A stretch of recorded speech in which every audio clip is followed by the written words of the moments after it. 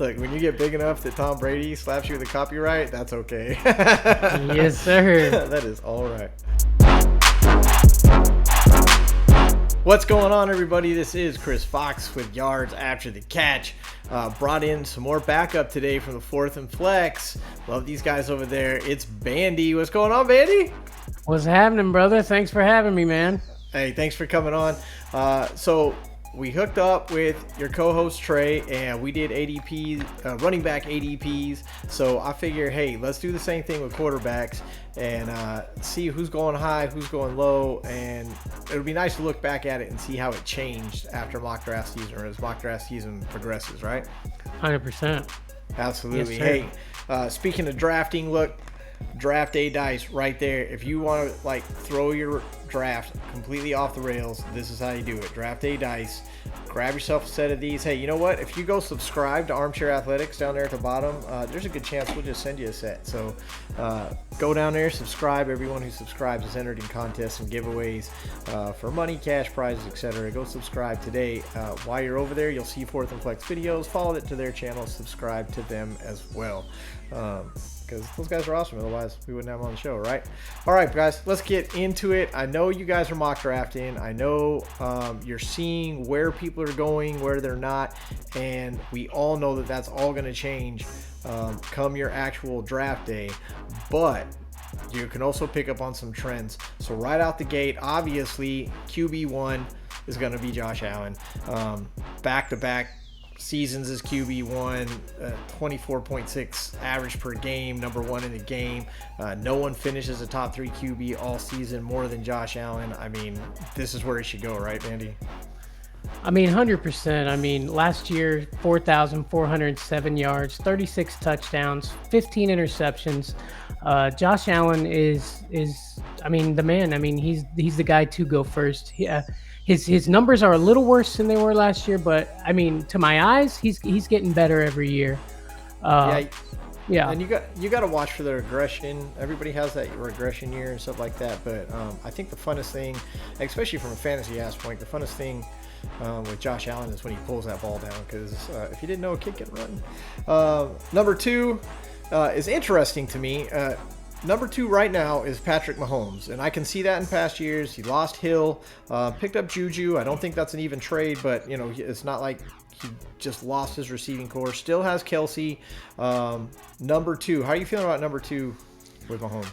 I don't like Mahomes as number 2. I'm actually I think Justin Herbert would be a better number 2 there. Mm-hmm. Patrick Mahomes is good, but you know, with the loss of Tyreek, I just you know, he got Juju, but I just don't see him progressively, you know, being that number 2 guy. You know what I mean?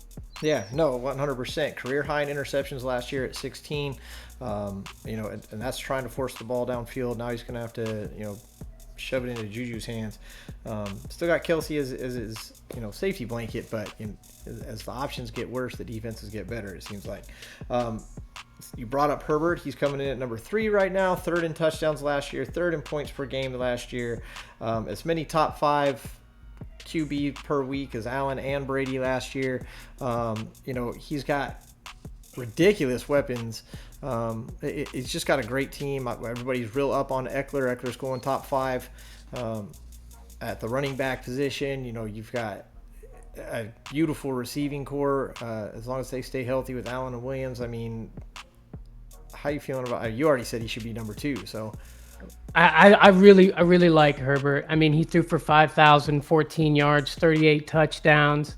I mean, that kid, when he first came in, he just, you know, everybody knew he was going to be something special. And, you know, with Keenan Allen there, as long as Keenan Allen can stay healthy, I mean, that guy's got phenomenal hands. So I'm really high on Justin Herbert this year, and I'm really high on the Chargers. Like you said, they got Eckler, Spiller's coming in. He's supposed to be great. I really think Justin Herbert's going to be the man this year. He's definitely set up right. Now, the thing about these first 3 guys, Allen, Mahomes, and Herbert, they're all going in round 3 right now for a 12-team format, which is, I think, is fairly standard, at least a good measuring stick. In that order, obviously, Allen, Mahomes, Herbert. Quarterback in round 3, when you're talking about the caliber of Allen, Mahomes, and Herbert, who out of those three, it feels like Mahomes might be a little early in round 3. Yeah, I agree with that for sure.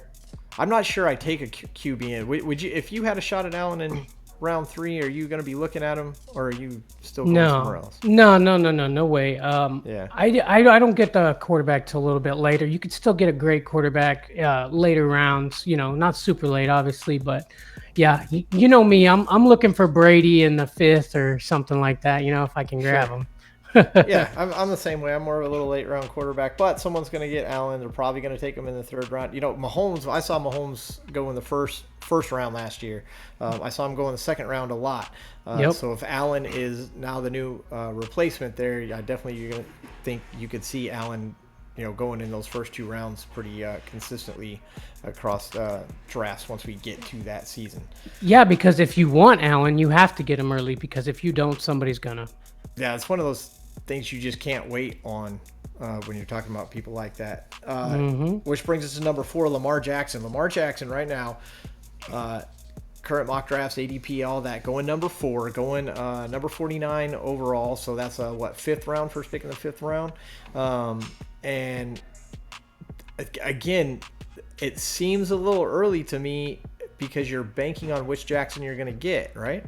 Right, exactly. I'm not super high on Lamar Jackson, and people get, super mad at me for it. But, I'm just telling you, showing it like I see it, man. And I think it's his running ability, obviously, that's going to get him going. But he can't throw the ball unless he really worked on it this year, which with everything going on with him, with contract and this and that.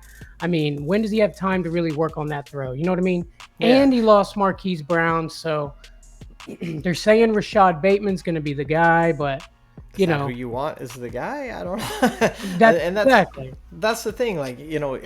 His strength is his running game, and he has a running core now, which will actually help his running game because it'll make defenses have too many places to look, which is what he loves. But I don't know if there's a passing game there.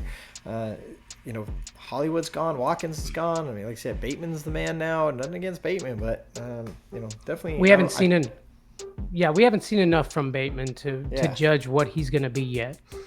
Everybody was high on him last year too, and Yeah, exactly. 4 a bit early for me. Brings us number 5, big money bags.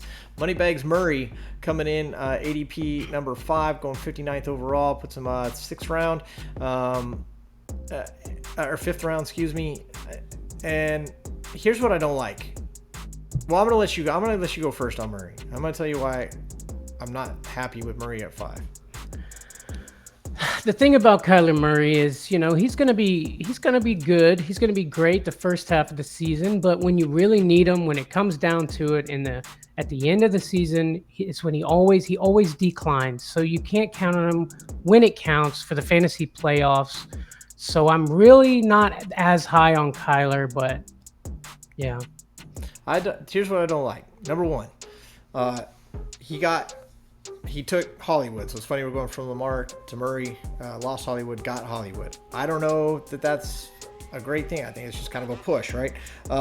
They do have a nice rookie, but he's still a rookie with McBride. When Murray had Hopkins last year, he was QB 6. When he lost Hopkins, he was QB 16. Well, guess who he's going to be without for about the first 6 weeks of the season? He's going to be without Hopkins. So if he dropped from 6 to 16, he was at 6, and then without Hopkins dropped to 16, where's he going to start without having that number 6 padding to drop down to? I mean, that puts him in the 20s range, and you're telling me you want to use your 5th round pick on that? Traditionally, quarterbacks don't perform well after getting that bag, and I just once they get paid, where's the incentive at that point? So no Hopkins, money in a bank. Murray's going way too early for me. Agreed. Which brings us to Joe Burrow at number 6, Joey B. I have an interesting take on Joey B. I think number 6 is too high. I think number 6 is too high for Joe Burrow. Everybody's like, oh my God, he's so awesome. He's got Jamar Chase. He's got all these receivers. He's got Joe Mixon and all this stuff. And yes, he does. He had all those things last year and still only finished his QB 8. Only top 6 3 times. He does have a better O-line, and that's probably for me, the counter to my argument. Kid got sacked like 47 times last year, and that's ridiculous. So plus up that line, make him more efficient at throwing. I can understand the argument. Better than 20.5 points per game, better than QB 8. So if you want to argue against me that Burrow's too high at 6, that would probably be the way to go. But how are you feeling about Joey B? I know you like him. I know you like Joe. I like Joe Burrow there. I like Joe Burrow at 6, actually. Like you said, he's got that new offensive line. He took one of our Tampa Bay guys with Alex Kappa's now protecting him. He protected Brady last year, so I think it was actually like, if you count postseason, he got sacked like 71 times, something like that. It was a ridiculous number, But he's got Jamar now in his sophomore season, Tyler Boyd, T. Higgins. I think Joe Burrow is going to be something this year, and I'm excited to see what he's got. Going in the 5th round, 53rd overall, excuse me. 5th round, yeah, okay. You got to roll the dice. You got to take chances. If you're going to take chances on somebody, Joe Burrow is definitely a great guy to take chances with. He's got a ridiculous offensive setup out there. All right, I'll recant a little bit. Number 6 overall, especially with Kyler Murray and Lamar Jackson being too high. I guess by default, he's going too low right now. 5th round, I can definitely see Burrow in the 5th round. I wouldn't be mad at that. I did just read, though, that he's getting his appendix taken out, literally like today or something. I think that's a fairly easy recovery. Yeah. Being just throwing that out there. Yeah, no, I hear you. But I think we're still early enough that he's going to be fine. I mean, he's not really going to play in the preseason anyway, so he's going to have plenty of time to heal. I think he'll be good. I don't think they would. Well, I guess they don't have a choice to make him, but to let him do it. But I think he'll be all right. Next, number 7, Dak Prescott, the quarterback everybody loves to hate because he's a Cowboy. He's put up numbers before his. I really, what? Go ahead. Take Dak first.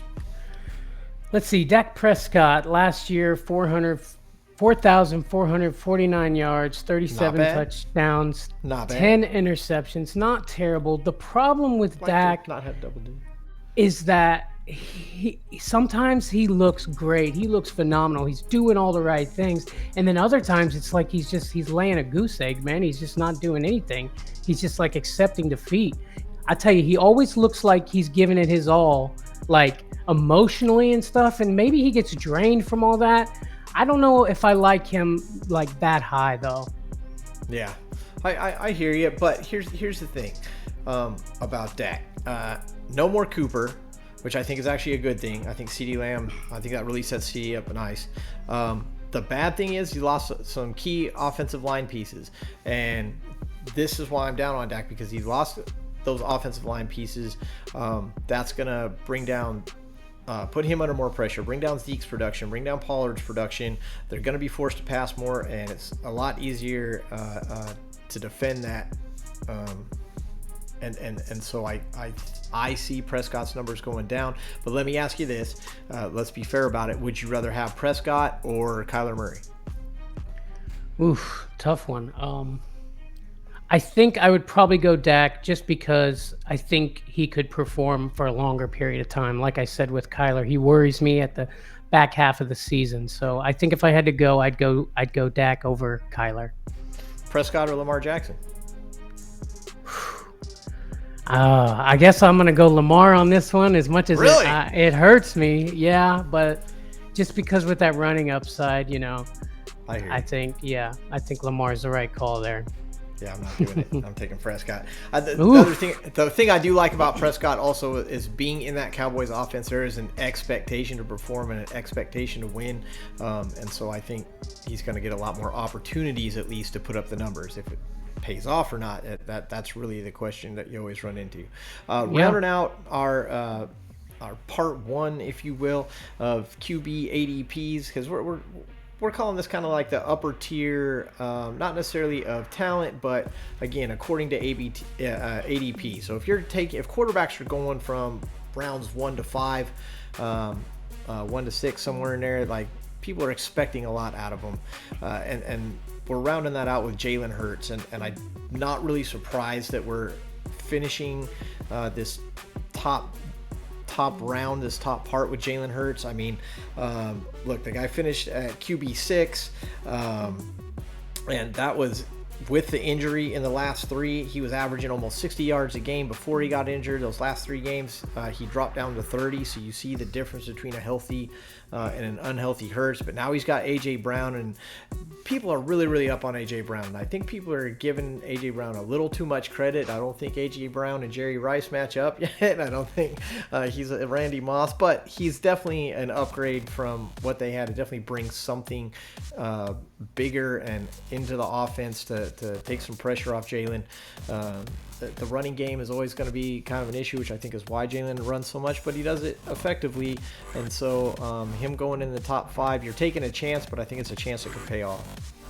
Mm-hmm. Yeah. Jalen Hurts, but he's got, like you said, A.J. Brown. He's got Devontae Smith. He's got Dallas Goedert. I mean, between the 3 of them, he should have somebody open. I mean, you'll probably be doubling A.J. because he'll be the number 1. I mean, I assume. And I think Devontae's going to actually get a lot of work if Jalen Hurts can be more accurate. The problem with Jalen Hurts is he doesn't throw his guys open. He throws. He waits till they're open, then he throws it to them. Mm-hmm. And you just you can't do that as a pro quarterback and be successful. He's just got to get better with that accuracy. If you're gonna go early, and we'll talk about this more in part 2, there may be some better options to go for that early. Like I said, you are taking a chance on Hurts, but like I said, QB6, that's not a bad guy to grab in the first 5 rounds. Hey, thanks for checking out our first top tier. Catch the second tier. It'll be in this playlist somewhere. We'll get into the quarterbacks going after round 5 and 6. Get into the places. I think more of us probably take quarterbacks after round 6 or so, and so we'll get to see the names that should still be sitting there as of right now as the mock drafts come in. Anything you want to bring up for this first part, quarterbacks going early here? Absolutely. How do you do the top tier quarterbacks without mentioning Tom Brady? It's a disgrace, brother. There are names that are missing off this list, and obviously we're going to see those names in the next video, so make sure you catch it as we discuss why they are in this second tier, because I couldn't agree with you more. Even though this is, round 6 is right about where Brady always seems to go, and it's amazing to me that the GOAT is going in round 6 year after year after year. It makes no sense to me. Hey guys, I'm Chris Fox for Armchair Athletics. That's Bandy right there. I guess on that side over there from 4th and Flex. Check them out. Check us out. Don't forget to subscribe to both channels. And look, guys, we always appreciate you guys stopping by, even if you don't check out the next video. But go check out the next video because we're not done. We'll see you guys on the next one. Yards after the catch. Thanks for joining us. See you next time.